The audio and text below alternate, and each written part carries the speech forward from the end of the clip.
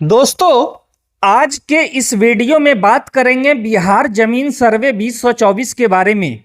यदि आप भी बिहार राज्य से संबंध रखते हैं तो ये वीडियो आपके लिए बेहद ही खास होने वाली है। चूंकि बिहार में जमीन सर्वे चालू है और बिहार जमीन सर्वे में कई सारी परेशानियां आ रही थी। आम लोग काफ़ी परेशान थे जमीन सर्वे को लेकर के। तो अब इसी बीच मुख्यमंत्री नीतीश कुमार जी के द्वारा दो बड़ी खुशखबरी दी गई है। तो क्या है ये खुशखबरी, जानेंगे डिटेल से।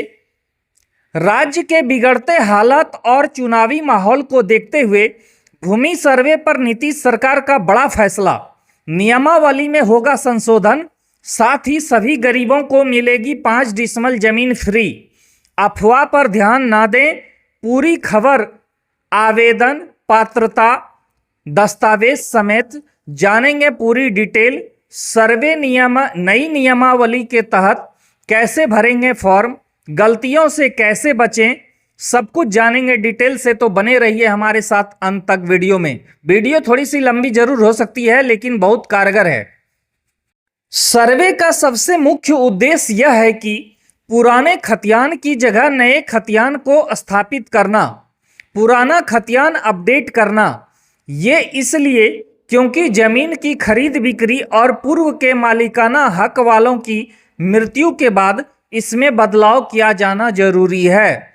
सर्वे से भू विवाद का निपटारा ऑटोमेटिक होगा, परंतु सर्वे में कई तरह की मुश्किलें भी हैं। बिहार भूमि सर्वेक्षण 2024 के दौरान स्वघोषणा पत्र जमा करने के लिए समय सीमा बढ़ाने का निर्णय लिया गया है। वर्तमान में स्वघोषणा पत्र जमा करने के लिए 45 दिन का समय दिया जाता है, लेकिन इसे 3 महीने या उससे भी अधिक समय तक बढ़ाया जा सकता है। इस कदम का उद्देश्य सर्वेक्षण अभियान को गति देना और स्वघोषणा पत्र से जुड़े विवादों को कम करना है। तो इस तरह से विशेष भूमि सर्वेक्षण के दौरान जमीन से जुड़े कागजातों को जुटाने के लिए अधिक समय मिलने का रास्ता साफ हो गया है।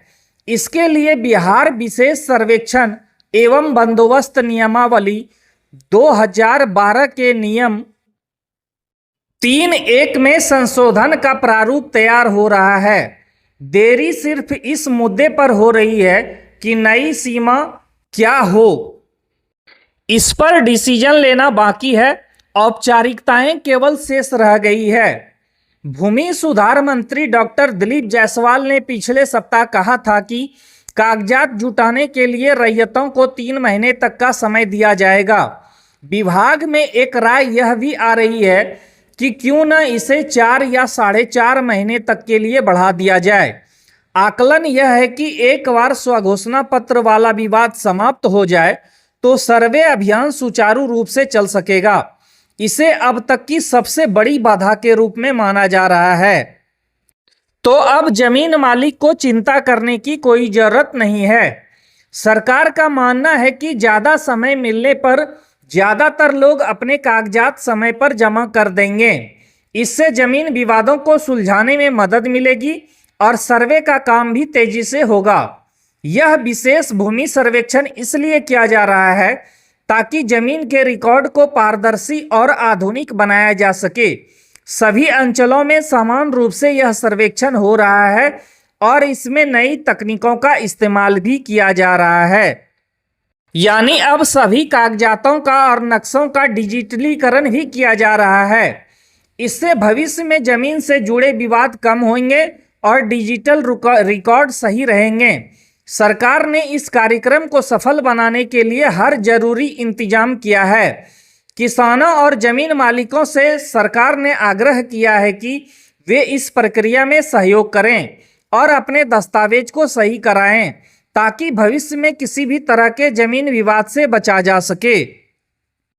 तो एक तरह से सरकार का यह सराहनीय कदम है। बिहार में जमीन सर्वे को लेकर अलग अलग तरह की परेशानियों की शिकायतें लगातार आ रही थी। इन शिकायतों का समाधान करने सहित समस्या या सुझाव की जानकारी देने के लिए राजस्व एवं भूमि सुधार विभाग के भू अभिलेख एवं परिमाप निदेशालय ने एक और तरीका निकाला है। नया टोल फ्री नंबर 180034562115 को आम लोगों के लिए जारी कर दिया गया है। अब ऑफिस टाइम में, कार्यालय टाइम में कभी भी इस नंबर पर फोन करके आप सलाह ले सकते हैं। सर्वे में सभी जमीन मालिक को जमीन प्रपत्र 2 और वंशावली का विवरण प्रपत्र 3(1) में भरकर जमा करने का प्रावधान है। ये फॉर्म ऑनलाइन मौजूद है, जिसे डाउनलोड करके भरना होता है, फिर इसे ही अपलोड करना होता है। अगर प्रपत्र 2 में रैयतों के नाम और जमीन का विवरण समेत अन्य जानकारी भरने के लिए अगर कॉलम का स्थान छोटा पड़ रहा है तो चिंता करने की कोई बात नहीं है। इसके जैसा हूबहू फॉर्मेट कंप्यूटर पर या हाथों से बनाकर कॉलम को अपनी जरूरत के हिसाब से करके इसे अपलोड किया जा सकता है। कम जगह को देखते हुए अधूरी जानकारी भरने की आवश्यकता नहीं है। इसी तरह सादे कागज पर भी वंशावली या वंश वृक्ष बनकर भी अपलोड किए जा सकते हैं। बस यह साफ सुथरा होना चाहिए। साथ ही फाइल का साइज 3 MB से बड़ा नहीं होना चाहिए। इतनी बातें आप लोगों को ध्यान में रखनी है। बिहार में चल रहे जमीन सर्वे में ऑनलाइन और अंचलों में बने शिविरों में ऑफलाइन माध्यम से बहुत से रैयतों ने दस्तावेज जमा करा दिया है। स्वघोषणा प्रपत्र फॉर्म 2 में जमा किए गए जमीन से संबंधित विवरण में बड़ी संख्या में लोग गलती कर रहे हैं, जिसमें जमीन का विवरण भरकर स्व हस्ताक्षर करके जमा करने वाले फॉर्म में रैयतों के नाम, खातों की संख्या, जमाबंदी की संख्या आदि में गलतियां कर रहे हैं। इसको पूरी तरह स्पष्ट न लिख करके वगैरह शब्द लिख देना, यानी जितने रैयतों के नाम खतियान में दर्ज है उन सभी के नाम फॉर्म 2 में भरकर जमा करना होगा। 2 बड़ी गलतियां की बात करें तो जमा किए गए ज़्यादातर फॉर्म में यह देखा जा रहा है कि रैयत के नाम में एक प्रमुख व्यक्ति या जिसके नाम से सबसे ऊपर है सिर्फ उन्हीं का नाम लिखकर वगैरह या आदि लिख दे रहे हैं। तो यह बहुत बड़ी गलतियां फॉर्म भरने में ज़्यादातर लोग कर रहे हैं। इस तरह खाता संख्या भरने में भी लोग ऐसा कर रहे हैं, जबकि सभी खाता और प्लॉट संख्या को लिखना अनिवार्य है।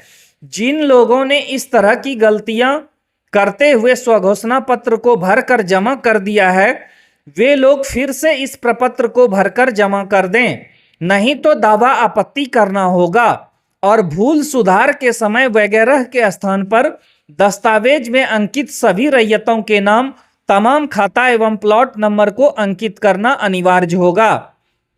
साथ ही लंबे समय से सभी गरीबों को 5 डिसमिल जमीन देने की विचार भी चल रही थी। तो अब जबकि नीतीश कुमार के द्वारा भूमि सर्वे लाया गया है, जो कि बहुत पहले भी लाया जा सकता था, परंतु चुनाव शुरू होने से कुछ ही दिनों पहले सर्वे को लागू किया गया। सरकार को लगा था कि सर्वे शुरू हो जाने से उनके वोट बैंक बढ़ेंगे, परंतु सब कुछ उल्टा प्रतीत होने लगा। वोट बैंक बढ़ने के बजाय राज्य के हालात बिगड़ने लगे। जमीन सर्वे काम इतनी कठिन लगने लगी, चूंकि बहन, बेटी, बुआ से NOC लेना इतना आसान नहीं हुआ। चूंकि आज के समय में सभी जमीनों की कीमत आसमान पर है। बहुत से बहन, बेटी, बुआ गुजर चुके हैं। ऐसी स्थिति में उनके उत्तराधिकारी यानी नाती, भांजा आदि NOC पर साइन नहीं करना चाहते।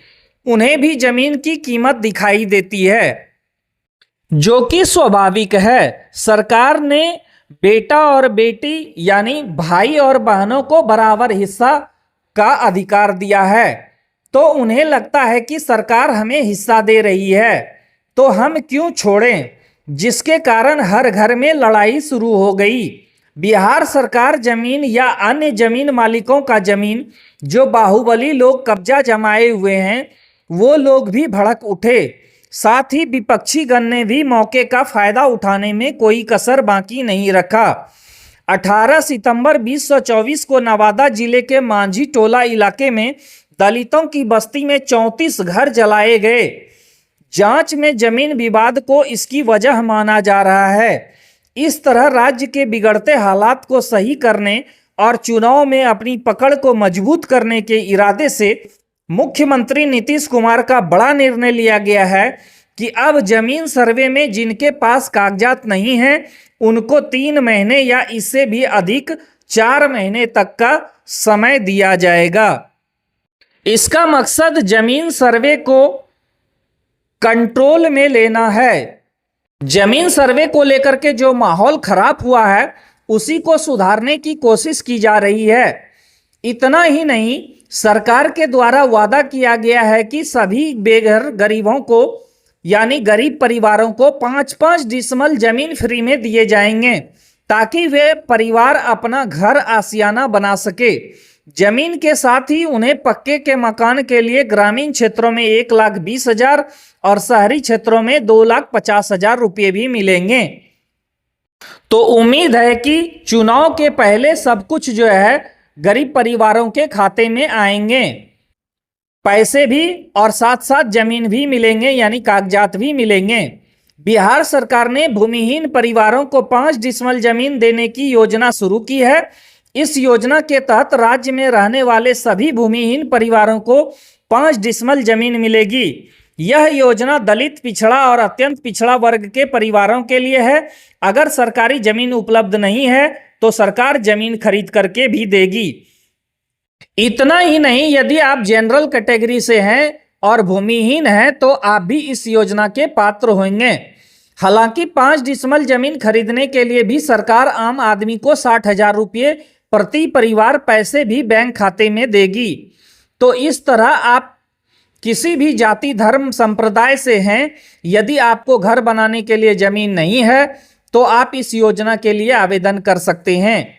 आवेदन ऑफलाइन और ऑनलाइन दोनों तरीके से लिया जाएगा।